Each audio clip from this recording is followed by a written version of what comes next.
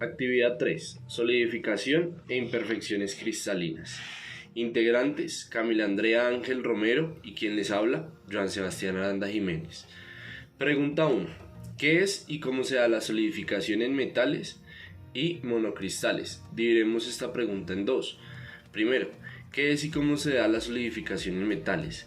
La solidificación en metales es el proceso mediante el cual ocurre la transformación de la red dendrítica cristalina debido a la transformación desde el estado líquido al estado sólido, iniciando gracias a un proceso de nucleación y crecimiento de una nueva fase.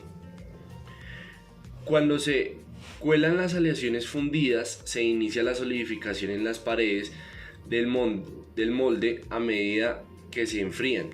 La aleación no se solidifica a una temperatura determinada, sino dentro de un intervalo de temperaturas. Mientras la aleación se encuentra en este intervalo, tiene una forma pastosa que consiste en estructuras arborescentes llamadas dendritas, cuyo significado es semejante a árboles, y metal líquido. El tamaño y forma de las dendritas depende de la velocidad del enfriamiento.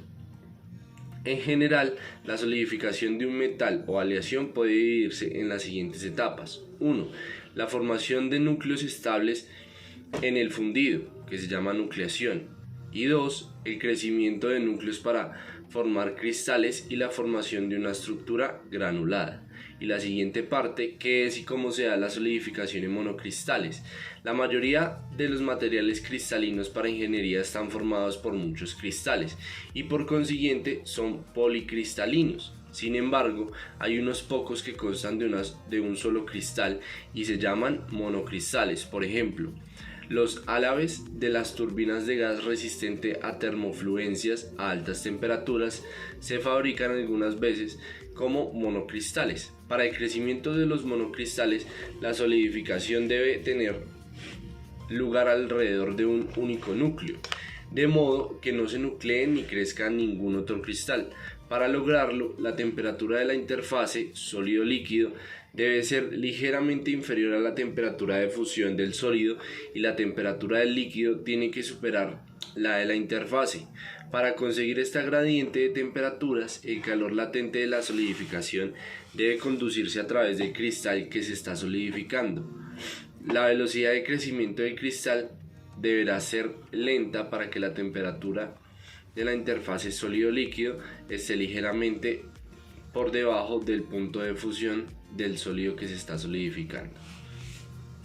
Pregunta 2. ¿Qué es y qué tipo de soluciones sólidas metálicas existen? ¿Qué son las soluciones sólidas metálicas? Una aleación metálica o simplemente una aleación es una mezcla de dos o más metales o de un metal o de un no metal. Las aleaciones pueden tener estructuras relativamente sencillas, como el latón para cartuchos, que es esencialmente una aleación binaria de 70% cobre y 30% zinc. Por otro lado, otras aleaciones pueden ser extremadamente complejas, como la superaleación con base de níquel-inconel 718, utilizada en componentes de motores a reacción y que consta de unos 10 elementos en su composición nominal. Y 2. ¿Qué tipo de soluciones sólidas existen? El tipo más sencillo de aleaciones es el de las soluciones sólidas. Una solución sólida es un sólido que consta de dos o más elementos que están dispersos atómicamente y forman una estructura de una sola fase. En general, hay dos tipos de soluciones sólidas: sustitucionales y intersticiales. Las soluciones sólidas sustitucionales están formadas por dos elementos. El átomo del soluto puede sustituir a los átomos del disolvente en las posiciones de la red cristalina, y las soluciones sólidas intersticiales, los átomos del soluto se sitúan en los espacios que hay entre los átomos del disolvente o átomos de la celda. Estos espacios o huecos se denominan intersticios. Se pueden formar soluciones sólidas intersticiales cuando un átomo es mucho mayor que otro. Ejemplo Ejemplos de átomos que pueden formar soluciones sólidas intersticiales debido a su pequeño tamaño son el hidrógeno, el carbono, el nitrógeno y el oxígeno. Pregunta 3. ¿Qué son las imperfecciones cristalinas y qué tipos existen? ¿Qué son las imperfecciones cristalinas? En realidad no existen cristales perfectos, pues contienen varios tipos de defectos que afectan a muchas de las propiedades físicas y mecánicas, que a su vez afectan a muchas propiedades importantes de los materiales para ingeniería, como la conformación en frío de aleaciones, la conductividad eléctrica de semiconductores, la velocidad de migración de los átomos en aleaciones y la corrosión de metales. ¿Qué tipo de imperfecciones cristalinas existen? Entre algunas están defectos puntuales. El defecto puntual más sencillo es la vacante, un sitio atómico en el que ha desaparecido el átomo que lo ocupa. Las vacantes pueden producirse durante la solidificación como resultado de perturbaciones locales durante el crecimiento de los cristales o por las reordenaciones atómicas en un cristal ya existente debido a la movilidad de los átomos. Defectos lineales. Los defectos lineales o dislocaciones en los sólidos cristalinos son defectos que provocan una distorsión de la red central en torno a una línea.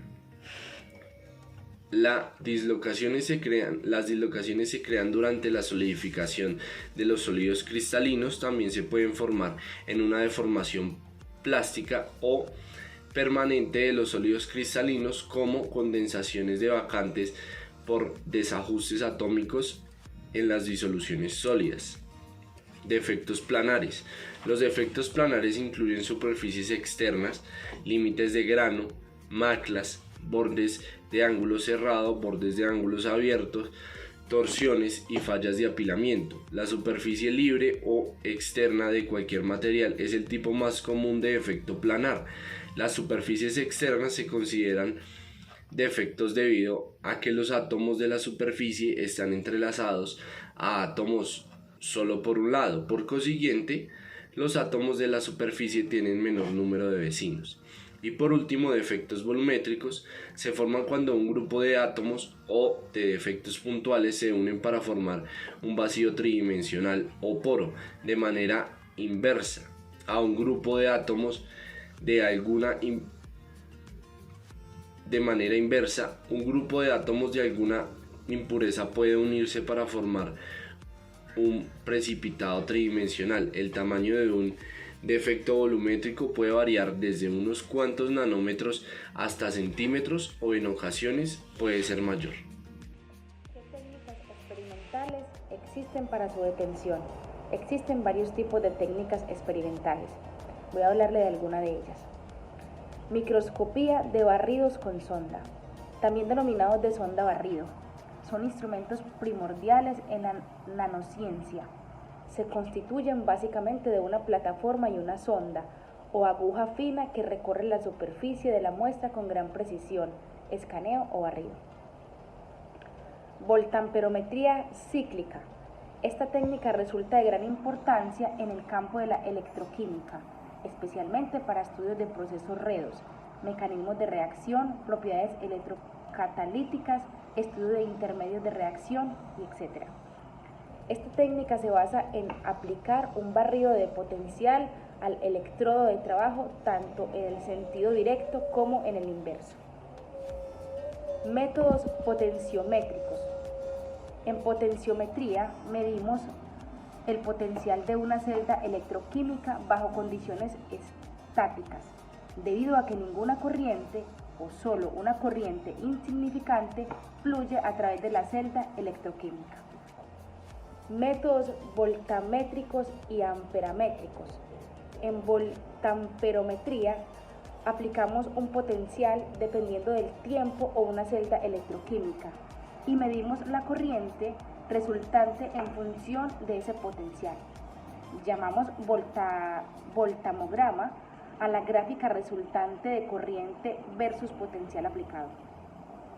Y el equivalente electroquímico de un espectro en espectroscopía proporcionando información cuantitativa y cualitativa sobre las especies involucradas de la reacción de oxidación o reducción.